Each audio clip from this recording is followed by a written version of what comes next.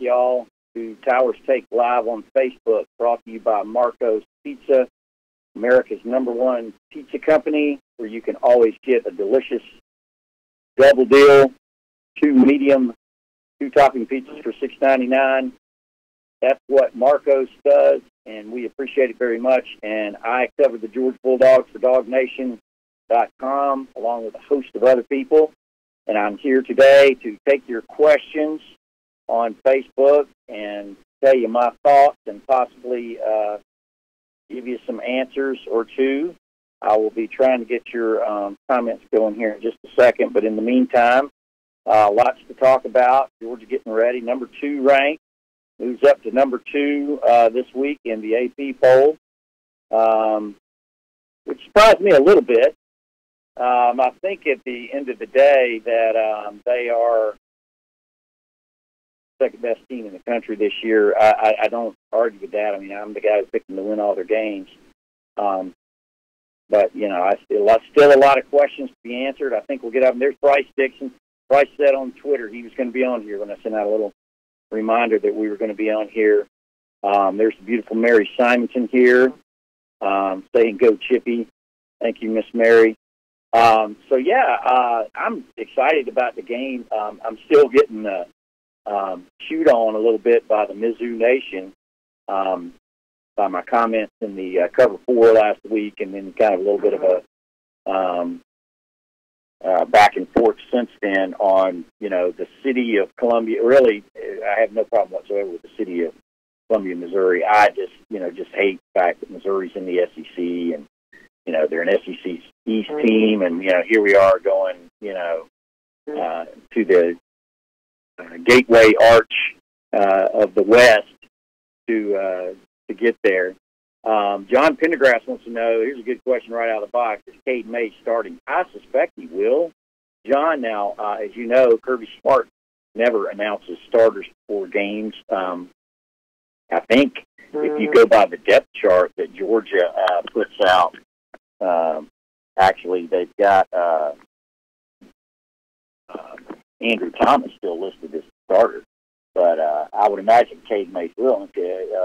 I don't know. I imagine Andrew Thomas will if he's healthy, and if he's not, then Cade Mays will go. And I think Georgia's in better shape, certainly if Andrew Thomas can go. But we'll see. So there's let me hear from people if you've been to Columbia, Missouri. Let me know if you're going. Hello, Ease Brown. Good to see you. Cecil Harris is here. Carlos Cardoza, always present. Question on the D-line. Carlos wants to know, why don't they shoot gaps instead of head-on-head play? You know, that has a lot to do with defensive philosophy, Carlos, particularly the Kirby Smart model. And they don't like to get out of those gaps. They like to hold their stations on the D-line and let their linebackers make the play. Now, you may see them take a few more chances this week. I've also seen Natrez Patrick getting a good bit of work at defensive end. So I think you'll see Georgia do some different things to try to dial up some pressure. Cody Clark has a predictable question here. Any word on Swift? You know what? There's no word on Swift. I would imagine the closest thing, the best opportunity we'll have of getting some new information on DeAndre Swift will be with Kirby Smart's show tonight, and I don't know whether he'll address it on there. I think he likes the mystery going into the Missouri game. But, you know, just based on what we've seen, what we saw in the last game, I would not be surprised if Elijah Holyfield got the start on Saturday. You know, he certainly was the man this past week. DeAndre Swift gets only 4 carries on 2 possessions, the first 2 possessions for Georgia, and then comes out of the game. He has battled a groin injury, and I was talking to Griff about it this morning. A running back is a very explosive position physically, and you got to be 100% to do it well, and maybe he's not, but that's just speculation. And so we'll have to wait and see on Saturday how DeAndre Swift looks. I think Elijah Holyfield can get the job done, and Brian Herring, and you should have James Cook for 4 quarters here. But I think DeAndre Swift at 100% is still the best you're going to get at tailback from Georgia this year. Brock Evans saying he's gone every year, 12, 14, and 16, so he's like me. Let me see what he said there about it. Let's see. I lost it. There he is. I love this trip, but full disclosure, I think I heard from Brock earlier on form. I think he has family from there. Yeah. And so once you get there, I don't have a problem with Columbia, Missouri whatsoever. This is what we're talking about. I think Columbia, Missouri is a really cool college town. Most college towns are pretty cool. Let's face it. You know, if you got a major university in the heart of your city, you're going to be a pretty cool city. It's just getting there, and it's just the ridiculousness, I guess, of, you know, just modern day athletics to put a team in Columbia, Missouri, and call it SEC East. You know, I know there's no regionality, in other words, but I thought they missed it both years ago. Tradition's just so strong in this league. To put Auburn in the East and Missouri in the West would have made a lot more sense to me, and also would have strengthened East considerably. But that didn't happen. Yeah, a lot of conversation here going on the Jordan Rodgers stuff. And, you know, I agree. I don't always, you know, beat the tom-tom of team loyalty when it comes to this kind of thing. But if you haven't seen, so Jordan Rodgers, the former Vanderbilt quarterback, SEC Network college football analyst with the big tall hair, puts a lot of that pomade in it. And I, you know, he's fine as an analyst. I think he's a good guy to listen to. I listen to the SEC Network all the time. And he was talking about, he was ranking quarterbacks in the SEC. Right now, they're still showing you pictures of Missouri being an SEC venue. It's going to be interesting to see. I'll come back to the Jordan Rodgers conversation, but it is going to be interesting to see what kind of environment awaits Georgia there when you got a team that's 2-touchdown underdog playing at 11 o'clock in the morning out there. So that's going to be really interesting to see. I've got a Towers take weighing in on that. But again, on Jordan Rodgers, is he wrong about Jake Fromm? Ranks Jake Fromm 6th, and that's actually up a spot this week among the SEC quarterbacks. Probably no surprise who he has ranked number 1, and you know I don't really have a significant argument with Tua Tagovailoa being ranked number 1 from Alabama. I mean, you know, he's certainly on, you know, one of the best teams in the league and is doing kind of whatever he wants on defense. Carolyn Mitchell-Peters, we don't know if DeAndre Swift is injured, so I'm just going to go ahead and answer your question. But there's speculation that he may be hurt a little bit, and he's going to play. He's practicing, but that he may be dealing with something a little bit. But he's got so back to Jordan Rodgers. He has Tua Tagovailoa number 1. And Drew Lock number 2, and you know a lot of people. He had I think Drew Lock number 1 the previous week, and he moved 2 up above him because I guess Drew Lock's 600 yards passing wasn't enough to hold on to the number 1 spot for him. But whatever. My problem with Jordan Rodgers' list is who he's got at 3, 4, and 5 above Jake Fromm. He has Nick Fitzgerald from Mississippi State at number 3, Kellen Mond from Texas A&M, number 4, and Kyle Shermer from Vanderbilt, number 5, all ranked above Jake Fromm. I just don't think Jake gets nearly enough credit for what he does. There's a whole lot to the quarterback position, and he does it all well. You know, never mind that right now he's leading the nation in completion percentage at 80%, and he's not just throwing a bunch of dink and dunks like a whole lot of these other people are. He's throwing downfield a good bit. Yeah, he's taking a couple of sacks he probably shouldn't have, but he's not really looking to be mobile. Some of these guys, I guess, you know, certainly Tua is more mobile. Drew Lock is more prolific as a passer because that's what they do. You know, Kyle Shermer, I don't even know how to answer that right now. I mean, yeah, he's a good quarterback. He's a very good quarterback, probably better than Jordan Rodgers was at Vanderbilt. But for me with Jake, it's he's got a fine arm. He has mastery, a master's level understanding of the offensive system. So he does a great job getting in and out of the plays. But I mean, he's a real good passer too. And with Fromm, I don't think a lot of these people nationally really get it. I mean, you really got it. Fromm is also about being cool in the hot situations. We saw that last year, but I mean, I think just in third down, when he's facing third and medium, third and long, he gets it done a lot of times, and I think he's just that kind of player, the competitor. Goes all the way back to him being, a Little League All-Star and playing for the Little League World Series and all that kind of stuff. I mean, this kid is really, really exceptional when it comes to that. And this is off the subject a little bit, but I was just looking earlier today. I can't remember what took me there, but I was looking at Rodrigo Blankenship's kicking stats, and everybody knows what he's done this season, and certainly he's been incredible on the touchback, 23 of 23. But he has been money, at important times, and it goes all the way back to his redshirt freshman year. I'd forgotten about a couple at halftime kicks that he made of substantial length, 43-yarder against one team, and another time, of course, he made the game winners against Kentucky. Those guys, Georgia has a lot of guys who come through at the right time. So I'm impressed with that aspect of Jake Fromm, and certainly Keith Fold saying Jordan was a quarterback at Vandy, and I said, hey, they've produced some pretty good quarterbacks over the years, and I think Vanderbilt is an exceptional school, and it's a good place to go play football. They've come a long way. Jeremy Barr says he didn't read the article, the 5 he likes better. Because the 5 are Tua Tagovailoa of Alabama, Drew Lock of Missouri, Nick Fitzgerald of Mississippi State, right? Kellen Mond of Texas A&M, and Kyle Shermer of Vanderbilt, all ranked ahead of Jake Fromm, according to Jordan Rodgers. So I don't agree with that. I think Jake should be up there in the top 3 for sure. I don't know whether he's a better overall quarterback than Drew Lock at this stage. Drew is a senior and started for 4 years.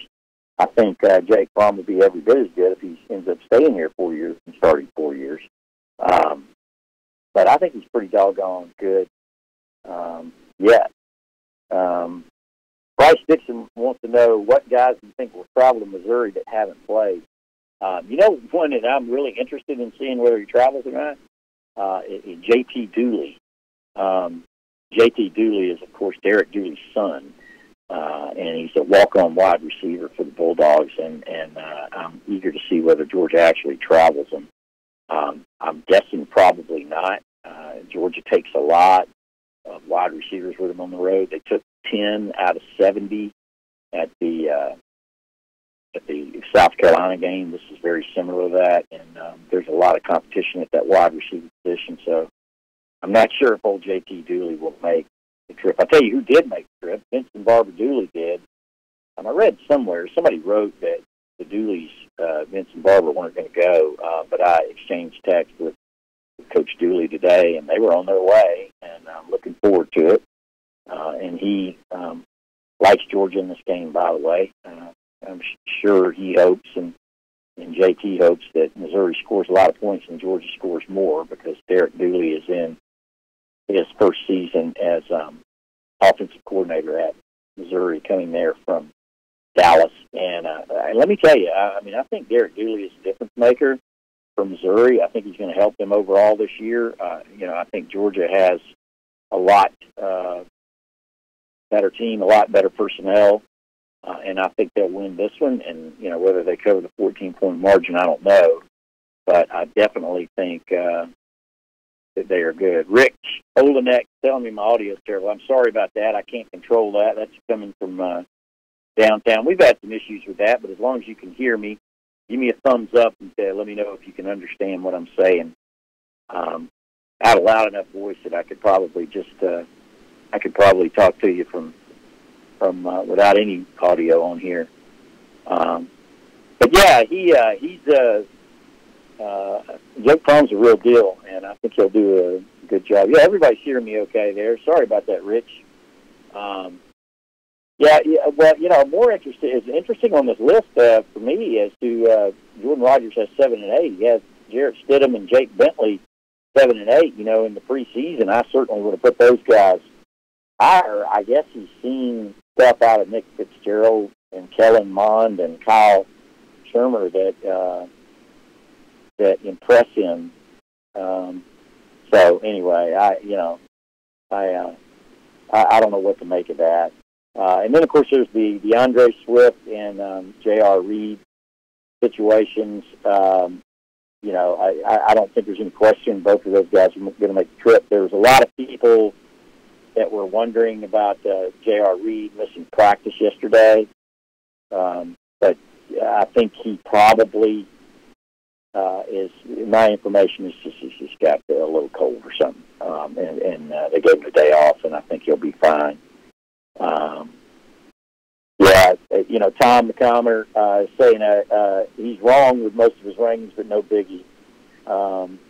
And he points out that Tua is a good quarterback, and I agree. I do believe Tua is an exceptional quarterback, and he's also an exceptional athlete, and with great size, and I think that makes a difference for him. Along the way of Cam Newton, I think he's very similar to that guy, and I think he's going to do a great job for Alabama. I believe that Georgia and Alabama remain on a collision course. This will be a big check box in Georgia's column if they can get through this and win the way a lot of people think, certainly the way the Bulldog Nation believes they will.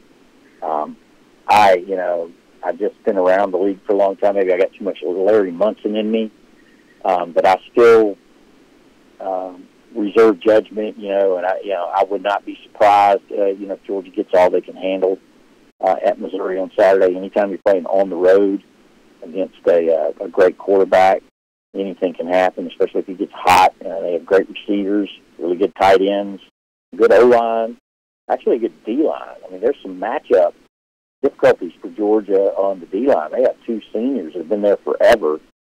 Big 6'4", 320-pound guys, better than most everybody that Georgia's seen to this point. So Georgia's O-line is going to be a big question. And meanwhile, Georgia has some issues. Andrew Thomas, if he does play, I'm sure his ankle's still hurting at this point and not 100% healed. If he can't play, then you got a true freshman at left tackle.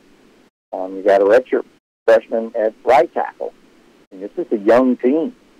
I saw a really cool stat in Georgia's notes this week. I really didn't catch it until later in the week. That Georgia is one of the youngest teams in the country. Let me see if I can find this. Georgia is the SEC's youngest team and the nation's 15th youngest team, with 68.2% of the scholarship roster being either freshmen or sophomores. I didn't realize that until I read that this week. I mean, I knew they were young. Obviously, when you lose all those seniors like Georgia did last year, you're going to be younger the next year. So, I agree. A lot of people did saying turn Jake loose. I think he will be. That's going to be an interesting, kind of strategic equation to this game is how Georgia goes about its business offensively. I mean, you can see where Missouri gave up 572 yards, I think it was, passing to Purdue last week. Up there, I think Georgia has as good a passing game, as good of playmakers out there on the outside as anybody you'll find in the league. So maybe up there with Alabama. So you can certainly throw it around, but you also like to control the football against a team like this. I don't care what anybody says about it. That's the best defense against a great offense, is to keep the ball away from them. And I think they'll definitely try to do that. And you can control the football through the passing game. Like I was talking to before, alluding to the dinks and dunks. You can do that and certainly have a good time and keep the time of possession up there.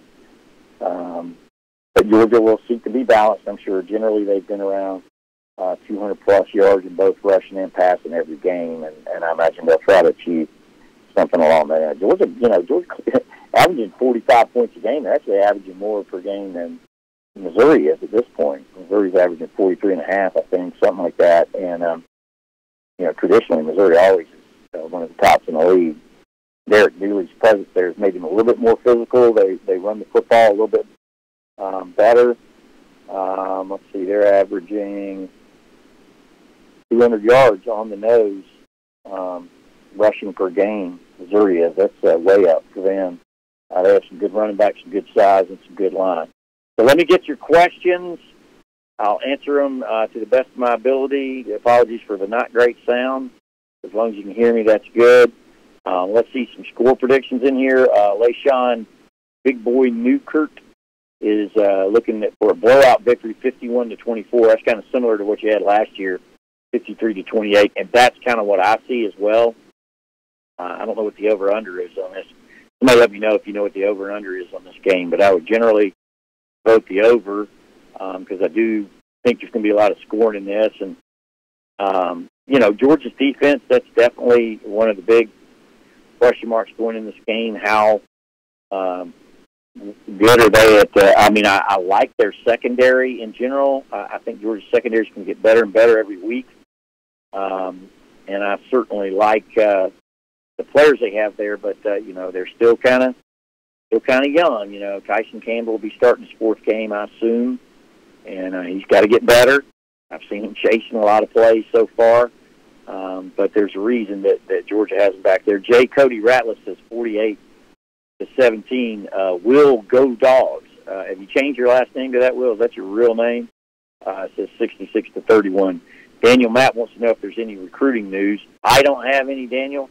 And as you know, Jeff Sintel has that well covered, and he does his deal on Wednesday. So go back and check and see what he said on the latest of that. John Pendergrass says 48-17. Steve Carter says 48-24. Brock Evans says 52-17. Boy, that's a common pick this week right there in the area, 50-17. Richard Pollard says it'll be around 55-17. Philip Jordan Wells says 52-13. Rob Hicks says 51-20. It's going to be interesting, So, basically, the way I look at it from a simplistic standpoint, Georgia was loaded last year. They had them in Athens. They gave up 28 points to Drew Lock. They had a couple of deep balls. I anticipate them scoring at least that many this year. And Georgia, I don't anticipate them scoring quite that many because I think this will be a better defense and a tougher venue. So I'm not going to get Georgia into the 50s on this. I would say something more in the lines of maybe 42-28. I think that would be a realistic venue. Adrian Hill is betting on Georgia coming out and having at least 5 sacks in this game. I don't know about that. I would take the under on 5 sacks for sure. Obviously, that's not a strong suit of this team. Georgia comes into the game with 1 on the year, but Drew Lock he's not necessarily a guy that you just got to come after, that you want to come after. That's now interceptions. Jonathan Crump is predicting 4 interceptions. I see some picks for Georgia, at least 2 in this game. I put the over-under at 2 on interceptions for Georgia because I think the ball is going to be in the air a lot. I think there's going to be a lot of tip balls and crazy things that happen. Last time Georgia faced Drew Lock out here, you had 3 touchdowns and 3 interceptions. And, of course, Georgia eked that one out by 1 on Jacob Eason's 20-yard touchdown to Isaiah McKenzie on 4th and 10. I'll never forget that one. That was crazy, 28-27. It's funny, and I'll be the first to tell you, I think Kirby Smart is doing a fantastic job. But it's interesting how quickly people forget because I hear a lot of people talking about, well, this is Kirby, that'll never happen. That stuff never happens with him. But it did happen in 2016. Georgia almost lost that game at Missouri, and they lost a few others they shouldn't have lost that year. Now, I think it comes down to who you got on your roster. And the next year, Georgia was a senior-laden team and was much better. So we'll see. Rhett Proctor says he's got him throwing 3 picks. And I could see that saying Jonathan Crump says 4. Let's see some more score picks. Somebody was saying that Justin is bigger than Tua Tagovailoa. I don't know if that's true. I mean, I know. Shoot, Justin's listed at 6'3", 225. I'm not sure if he's not bigger than that. He looks to me like he might be every bit of 6'4", but of course everybody looks very tall to me. Tua, I don't have it in front of me what he's listed as. Somebody look that up and tell us what his height and weight is. But he looks like he's 6'5" to me. Plays like he's 6'5".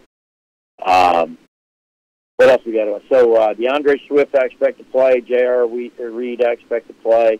Hey, don't forget now, October 5th, which is right around the corner, Georgia is going to have its, I forget what they're calling it, the basketball game, Fan Mania deal at Stegman Coliseum. The basketball season getting ready to open up, and Tom Crean's got a bunch of special things planned for that first day. So be sure and put that on your radar and get up there and check out Stegman Coliseum. They've continued to improve that facility, and Tom Crean has got some game day atmosphere type of changes coming. I'm eager to see what those are. Ed Mattingly says, what are you hearing about Kyrus Jackson becoming more of a part of the offense? Well, he's been working some at running back. And, whether that, I don't think that necessarily has anything to do with DeAndre Swift or anything else, but it has to do with Georgia having a lot of really good wide receivers and not being able to get them all on the field, and he needs to get on the field. He missed some time with a hamstring injury, so he was late getting going, but Georgia really loved him back, going all the way back to spring. Cardozo says they list Tua at 6'1", 215. I think he looks bigger than that. Bill Bittman corrected me. It's called Stegmania. I was called it Fan Mania. Stegmania, October 5th. Y'all can check that out. And Jonathan Crump talks about keeping penalties under control. That's been actually a positive for Georgia this season, though they did get 7 penalties last week against Middle Tennessee State, and they were bad penalties. He had a holding on Cade Mays. I think he jumped off sides one time, too, wiping out a couple of pretty good plays. Brett Proctor says he's not 6'1". I say 5'11", 216. No, I don't think so. I don't think that's true. He's bigger. He's a big guy, Tua is. He's a good player, too. I'll tell you that.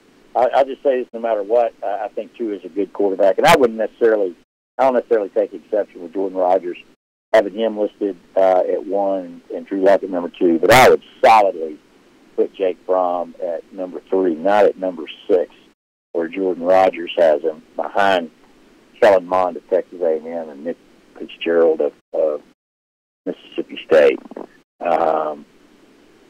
They say 220 on him. Somebody find that directly and see exactly what it is. Fields is huge, though. I'll tell you, Fields is a big guy. I don't think he's one of those guys, kind of like baseball players, kind of like Freddie Freeman. Yeah, you don't realize till you see that guy in person how big he is. And that's the case on Justin Fields for sure. Don't forget that this episode of Tower Steak is brought to you by Marco's Pizza, where you get fresh made dough, an original sauce recipe, 3 signature cheeses on every pizza, and these things are great, y'all. You can order them up hot. Go to marcos.com for 2 medium, 2 topping pizzas for just $6.99. Set you up a profile there, and you can order them real fast. I do it all the time.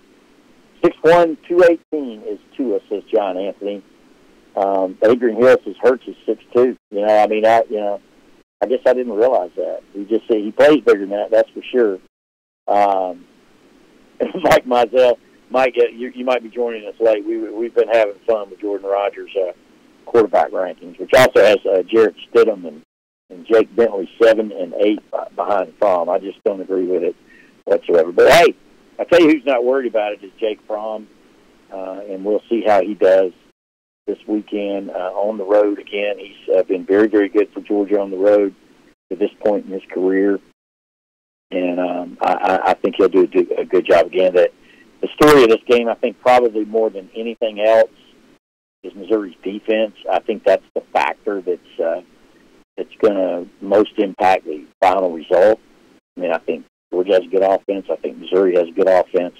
I think Georgia has a okay defense, maybe very good defense. I think Missouri has very bad defense. And I also think Georgia has exceptional special teams, exceptional, starting with Hot Rod and going through the returns game and everything else. So generally, I don't think it's close from a personnel standpoint and strength and weaknesses standpoint. What did you say, Tony Maddox? Hit me back again. I did. If you're getting on to me for silence, I didn't catch what you said. Kyle Norton asked a great straight question. Will we sack a quarterback this weekend? Defense has to step up. I predict Georgia will get sacked. I mean, they have to dial up some pressure in this game, right? I mean, and I think that I don't think Georgia's done anything in the way of exotic blitzes to this point, and I think you'll see them dial up some special stuff this week. They've got to. Can't hold anything back. We've only got a few more minutes left, so we're going to start wrapping it up. Chad Williams pointed out he's shorter than me. Well, he's taller than me, Chad. That's not saying much. Mike Miller throws his pick in there. He says 48-21 Dogs. You know, that's more in the area where I'm talking about. I think Georgia will be in the 40s because they have been every week this year, and this is a bad defense. But I think they'll try to control the ball and get some of that clock run out. And I don't see Missouri scoring less than they did when they were here. Maybe about the same or a little bit more. 42-31, 45-30, something in there is what I'm thinking. You know, the line is 14, and as always, Vegas is right on it. I think that's probably pretty close. John Anthony says Jordan Rodgers should have stayed on The Bachelor because he's a terrible sports analyst. Yeah, Bruce Eklund talking about Georgia's been getting their hands on a lot of balls in games. I'd love to see Richard LeCount come up for one. I've been very impressed with him. He's a guy that does a great job of patrolling the field and got the speed to get from sideline to sideline. Great ball skills. He's a guy who could very easily play wide receiver if he wanted to, and did pretty much of everything at Liberty County. But Drew Lock's a good one too. I think he'll have a good day, but I do think Georgia will handle things, and it'll be interesting seeing what Georgia's reception is there in Columbia. Mike Griffith and I will be taking off tomorrow. Brandon Adams and Justin Tell aren't making this trip with us out there. We're going to fly into St. Louis as usual. Griff and I, as I mentioned in my Towers Take today, I may try to finally go check out the St. Louis Arch. I should have a little bit of time on Friday when we get in there. We'll see, and then we'll get to Columbia as quick as we can and check that out. Yeah, Richard LeCount, number 2 in your program, number 1 in your hearts for doing a good job at safety, and J.R. Reed, that safety there. That's the most important 2 guys in this game, really, because as you saw with Emmanuel Hall in last year's game, the bottom line on here, you got to keep these guys in front of you. And when you start concentrating on getting them in front of you, then they start throwing underneath, and I expect there'll be a lot of underneath throws, and which may keep the overall score down a little bit here. So that's all I got right now. I'll give you a couple more minutes to throw in some more questions. Richard Pollard wants to know when the team is flying in. They always fly in on a Friday. I would imagine they'll get there middle of the day. They had to change their normal routine with it being a noon game a little bit. So they'll probably get out there about noon on Friday. I don't have their travel itinerary, so I don't know, but that's generally what they do. And it's not a bad trip for the team. You know, they fly directly in to Columbia. The rest of us, unless we want to pay $1,000 a ticket, Robert Hicks Jr., Jordan Rodgers, never heard of it. That's great. Cody Ratliff with a good question. When do you think we'll get college game day? You may not get college game day on the old campus this year. I tell you, if Kentucky keeps playing like they are, you might get them there. I imagine they'll be at LSU. Yeah, I imagine they'll be at LSU. If college game day's not, you can be sure that at SEC Nation. Rhett Proctor, I'll be writing about that later. Derek Dooley's son does play at UGA. Derek Dooley now the offensive coordinator for Missouri, and one of the smartest men I know. He is an incredibly smart man, Derek Dooley is, and he's at the controls of their offense. And JT Dooley is a walk-on receiver for the Bulldogs, and I was saying earlier, it'll be intriguing to see whether he makes the trip. I doubt if he will. But sorry about that. Keith Pohl says the Seymour button is not working, and I know the sound wasn't great. Ladies and gentlemen, athletic board member emeritus and faculty, retired faculty rep Ann Sweeney is here. Hello, Miss Sweeney. We're always glad to see you. We're just getting ready to sign off. I'm sorry you're just showing up. But we've been talking about the game, Derek Dooley, been talking about Drew Lock, Jake Fromm not being one of the higher-ranked quarterbacks in the SEC, according to at least one SEC network analyst. So your questions seem to be drying up now, so I'm going to let you go. I've got a couple more things to write today that will be posted at Dog Nation, some tomorrow. And as I said, tomorrow, Griff and I will be heading to the Atlanta airport and then making that long ride to Columbia, Missouri from St. Louis on Friday. But we'll be there to provide you all the coverage that we always do. And you'll be able to, yes, Chad Williams, he is a lawyer, has a law degree. Derek Dooley is, and then disappointed his mama and decided to be a coach. And now he's $1 million offensive coordinator, so I figure she's okay with that. And he's a darn good coach. Made a long living now between being Tennessee's head coach and working for the Dallas Cowboys, Miami Dolphins, and now he's doing offensive coordinator for Missouri. I think it might be just a matter of time before he's a head coach again. We'll see. Thank you, Brock Evans. I appreciate y'all hanging out with me for lunch. If you hadn't had lunch, be sure to go to Marcos.com and order you up one, or just give them a call. They're all over Atlanta. We even have them up here around Athens now, and you can get two topping medium pizzas for just $6.99. Those things are great. They come with 3 cheeses on them. They're awesome. Chad Williams is totally fired up. Rhett Proctor talks about that the Cowboys could use Derek Dooley back. You guys got a great sense of humor. I thank you so much for hanging out here each week at 12:30 for Towers Take Live on Facebook, brought to you by Marcos.com, and for hanging out with all of us here at Dog Nation all the time. The guys back in the studio, Atlanta, and everybody, say thanks for hanging out with me, and I will see you at this time next week. So long, y'all.